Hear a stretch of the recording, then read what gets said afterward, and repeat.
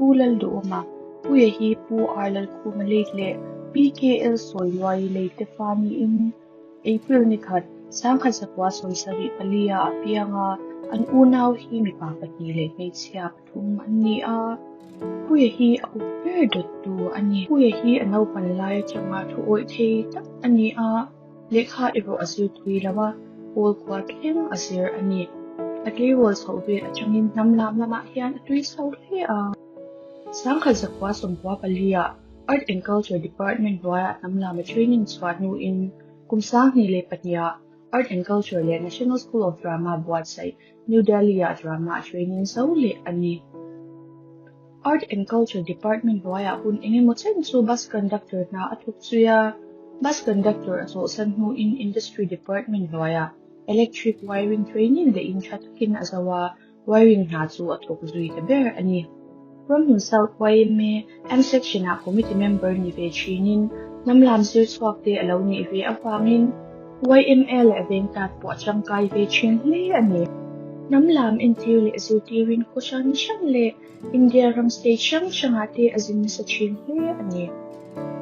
kumsang ni le patyata nupui nihin kumsang ni le som pakwa khan anin chen le a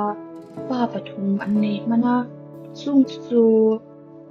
Mal som kima Esther mal som zeli le mal som sang te anni COVID-19 chipuilen chantir bawrak asya amdo ulai khan sisonga an rama lo ne atuma en fia to win scooty in akala alo holang chu tui pu huwa accident a mai le lu aso mai pa ka ita chang hyang ga chale thela fin suita a engi mo chang chuan sum te tlo in na te chwak te le so china ma evo ason thei me ulo ani Itia culture le thela pa ta chu ina atum chu ta chukil pe lo chang nei fawa ngai to em evo chuan lo ani kumsang ni le som hi panga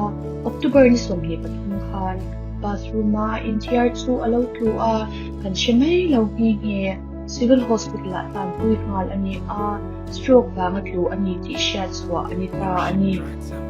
Nazareth Hospital from Hinur ta hun engot chu enkol ani nu in lama kanin enkol suita a mani in sun le ek po athiar thela pa a in na in thela pa nara chungin ay du pe kani a bangai taka so ay talaw chu at serin at saklaw sa tiala ni som thum pakhat thum sang ni som hi paruk thole ni chut mahira tho arun ha a sanra ay hun lai velin oxygen pe ngai da hial ani azia umle mai be se ka kan umlain athu ha azwala ni khat thali sang ni som hi paruk ni lai ni zandar khat le ni som hi panga a birthday niya stroke pangin rogue winner ma kai sang ta ni kan lu cha puya dam na sum hian sum khatlai na le chen ko vengte betel coach ten min ngai to in anron to all lafa tin doctor le nurse ten he to so in min pai puya kan lom ple ani aboral shia in zanri ko soila ben wai ne in chur apyang an wai puya kan lom em ani ko ina avoina kun mga local din na po ng suya